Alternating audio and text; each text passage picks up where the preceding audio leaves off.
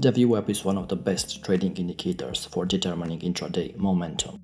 VWAP, meaning the volume-weighted average price, tells you a very important piece of information: the average price at which an instrument is traded over a given period of time. Basically, it's the total amount of money transacted during some period divided by the total amount of volume that traded over the same time frame.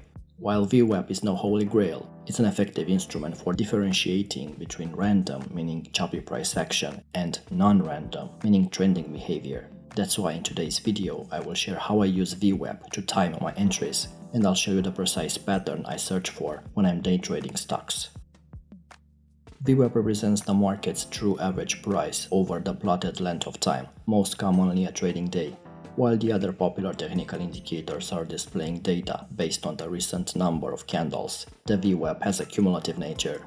That's the problem with periodic indicators like moving averages, for example.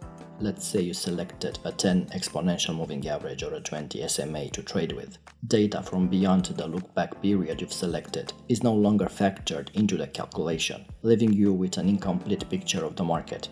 VWAP's cumulative nature allows you to see the full picture develop over the course of the day while factoring in each candle. No piece of data gets left behind, as each transaction that has occurred should factor into how you interpret the state of the current market and what's most likely to happen next. Unlike traditional moving averages, which simply sum up the closing price of an instrument traded and divide it by a number of predetermined periods, the VWAP gives you the true average price of the instrument by additionally considering the transaction volume at a specific price. In addition to providing increased context, the cumulative calculation of VWAP prevents confusion regarding selected chart timeframes and indicator settings that exist in nearly every other piece of technical analysis. It doesn't matter if you use a 1-minute chart, a 30-minute chart, or anything in between. There is only one intraday VWAP. Flipping between timeframes will affect only the display of the VWAP behavior, but the calculation remains constant.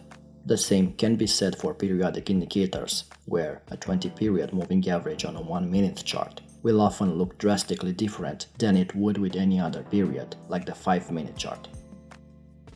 The reason why VWAP is highly effective is because it acts like a magnet, either attracting or repelling the price. For this reason, VWAP indicator can help you to identify support and resistance levels. Since the indicator averages the total periods for the day, it has psychological meaning on the chart. If the price approaches the VWAP from below and starts hesitating in the area, then the VWAP may be considered resistance. If this happens in the opposite direction, then the indicator might be able to support the price, creating a bullish movement. Now that we covered the basics of VWAP, let's see how we can apply it to day trading and scalping. Considering that the VWAP offers dynamic support or resistance throughout the day, the trading plan would be to identify a probable trend that's expected to continue and to enter the trade around VWAP area with defined risk. If you analyze any chart, you will notice that when stocks go on strong trends and get extended from the VWAP, they will at some point pull back before continuing the trend. Waiting for this pullback takes patience. Most novice traders chase the stock when it's going up and then sell for a loss because they bought when it was extended. The stock almost always pulls back to its VWAP at some point during the trading day. That's why it's better to wait for the pullback and don't chase the market. This gives you a better risk to reward on your trades and helps you to time your entries and exits. So the idea is to buy a retracement to VWAP after a strong upward move and to sell the retracement after a strong downward move. But this strategy alone isn't enough to record consistent results. Oftentimes, the price will cut through the VWAP with ease. It's not about taking a signal, it's about filtering and trading only the high-quality setups. The greatest value of a trading setup is not the entry it offers, but the stop loss it implies. For VWAP setups, our stop loss is always on the other side of it. A high-quality setup offers a reliable stop loss point that the market is unlikely to hit in the near future. The stop loss of a high-quality VWAP setup is often a solid support point in a bullish market or a resistance point in a bearish market. Remember this: a high-quality setup usually occurs at a key support or resistance level. A long trading setup at the support area is superior to one that is located in no man's land. A short trading setup is more promising if it appears as the market tests a resistance area. So there are two factors you should consider in assessing the quality of a VWAP trading setup. First is the VWAP line on your chart, and second, as we target a pullback of a stock, the 50% Fibonacci retracement. What I've found out when I was analyzing trends is that most major moves and many minor ones will eventually retrace to around the 50% level of the move. That's why I started to pay extra attention to these areas. To draw effective support and resistance levels using the concept of the 50% retracement, the key is the price move you choose.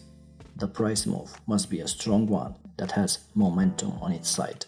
I primarily use only the 50% level, but for me it's an approximate 50% retrace. And that means if a valid signal forms near the 50% level, say anywhere from a 50% retrace to a 60% retrace, I will also count that as a valid retracement. Now the strategy is all about finding confluence between VWAP and the 50% Fibonacci level. For a long signal, we look for a bullish move that clears above a previous swing high with strong momentum. We mark out a retracement zone between 50% and 61.8% of the price move. And if the price falls down to the retracement zone and the VWAP offers additional support, we aim to buy a possible rejection of that area. In this example, we have a first strong upswing. We have consecutive bullish bars which rose above the last swing high. We drew the 50% and the 61.8 retracement levels of the bullish move. The area between them is the retracement zone. This sharp retracement found support at the VWAP, right in the retracement zone. The candlesticks that followed had lower shadows, implying bullish pressure. Thus, the confluence area between VWAP and the 50% zone was a valid signal and offered a high probability trade. Stop loss below the confluence area and ideally aim for at least 1 to 1.5 risk-to-reward ratio. Please bear in mind that you should evaluate the market bias before assessing individual trading setups. The market bias trumps any individual VWAP trading setups. If you get the market bias wrong, regardless of the quality of the trading setup, it will not work out over the long run. For a short signal, look for a bearish price move that clears below the previous swing low with strong momentum. Mark out a retracement zone between the 50% and the 61.8 of the price move. And if the price rises to the retracement zone and the VWAP offers additional resistance, we aim to sell a possible rejection of that area. Here we have a bearish move that brought the market to a new low for today. With this bearish move, we drew a 50% retracement zone, which also aligned with the VWAP. As the price reached the confluence area, we had a trendline breakout which offered additional confirmation that the bears are in control of that area. Given the confluence of resistance levels and the VWAP, this trading signal was valid. More specifically, the entry timing offered by the setup was appealing. The advantage here is that the VWAP is more responsive to price movements on significant volume versus those with less money behind them. As the VWAP absorbs more price and volume data over time, it becomes more resistant to random oscillations and sudden shifts. Here are other examples of valid VWAP trades.